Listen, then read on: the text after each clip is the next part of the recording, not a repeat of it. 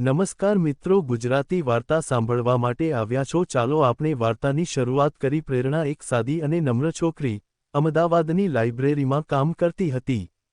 પુસ્તકપ્રેમી અને થોડી ખામોશ સ્વભાવની। એ દિવસો વિશેષ હતા। શહેરમાં પુસ્તકમેળો લાગ્યો હતો। ત્યાં એને મુલાકાત થઈ આર્યન સાથે।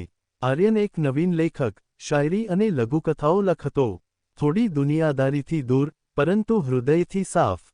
બંને એક જ સ્ટોલ પાસે ઊભા હતા, અજાણ્યા પત્રો નામના પુસ્તકની આખરી નકલ માટે।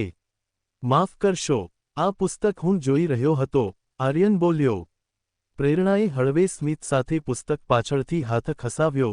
તો લેજો ને, પણ એક શરત છે। આર્યનને નવાઈ લાગી। શરત? તમારે મારે માટે આ પુસ્તકમાંથી તમારું ફેવરિટ પેજ ઊંચે અવાજે વાંચવું પડશે। એટલે એ દિવસે ત્યાંથી શરૂઆત થઈ હતી એક અનોખા સંબંધની। પછીના દિવસો બંને માટે ખાસ બનતા ગયા। ગરમ ચા, જૂના ગીતો અને પુસ્તકો વચ્ચે પ્રેમના નમણા ઉગતા ગયા। દરેક મુલાકાતમાં કોઈ નવો પત્ર જેમ ભેટતો। આર્યન અને પ્રેરણા એકબીજાને પોતાની અંદરની દુનિયા ધીમે ધીમે ખોલતા ગયા। આર્યનને પોતાના ભવિષ્યની શંકા હતી, લેખનથી જીવન જીવાશે કે નહીં? અને પ્રેરણાને પોતાના ભૂતકાળની ગુલામી હતી, શું ફરી પ્રેમ કરી શકીશ? પણ પ્રેમ એ છે કે જ્યાં ભયમાં પણ ભરોસો મળતો જાય। એક દિવસ આર્યને પ્રેરણાને કહ્યું, તમે હો ત્યારે જ મારા શબ્દો સાચા લાગે છે, નહીં તો કલમ પણ ખાલી લાગે। એક મહિનાની વિમુખતા પછી, જ્યારે આર્યન એક મહત્વની નવલકથા માટે મુંબઈ ગયો હતો, પ્રેરણા રોજ તેની યાદમાં પોતાના ડાયરીમાં લખતી રહી।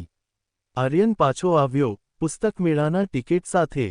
એ જ જગ્યા, એ જ સ્ટોલ। આર્યન થોભી ગયો, આ શું? પ્રેરણાએ કહ્યું, આ પુસ્તકી તને લઈને લખાયું છે। હવે પ્રશ્ન છે, શું તું એની સાથે તારી જીવનકથા લખવા તૈયાર છે?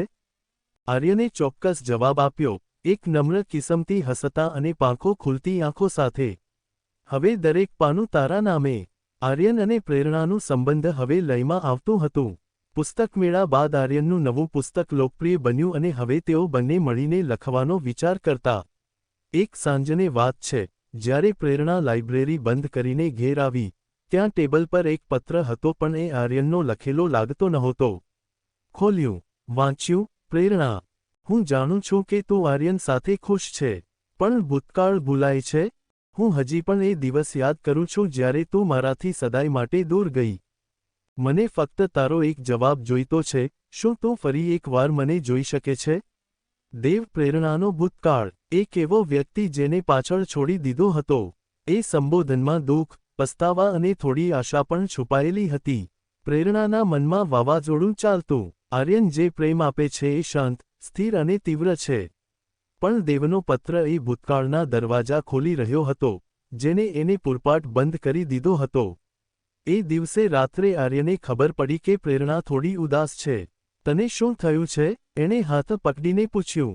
પ્રેરણાએ ધીમે કહ્યું, ભૂતકાળ પાછો ટપક્યો છે। આર્યન થોડી ક્ષણો શાંત રહ્યો, પછી કહ્યું, મને નથી ડર એમની હાજરીથી, બસ એનો ડર છે કે તારા દિલમાં મારા માટે જગ્યા ઘટી તો નહીં જાય? પ્રેરણાએ આંખોમાં પાણી સાથે જવાબ આપ્યો, તું એ સ્થાન છે જ્યાં હું મારા અંગત બધા વાદળો છોડીને શાંતિ શોધું છું। ભૂતકાળ હતો, પણ હવે તું છું। પ્રેરણાએ દેવને પત્ર લખ્યો। શબ્દો આ પ્રકારના હતા, દેવ, તું જીવનનો એક પૃષ્ઠ હતો, જે કદાચ કદી પૂરું ન થયો હતો, પણ હવે મારો નવલકથાનો મુખ્ય પાત્ર કોઈ બીજું છે। આર્યન, હું તને ભૂલી નથી શકી, પણ હવે હું આગળ વધી ગઈ છું। આશા છે કે તું પણ……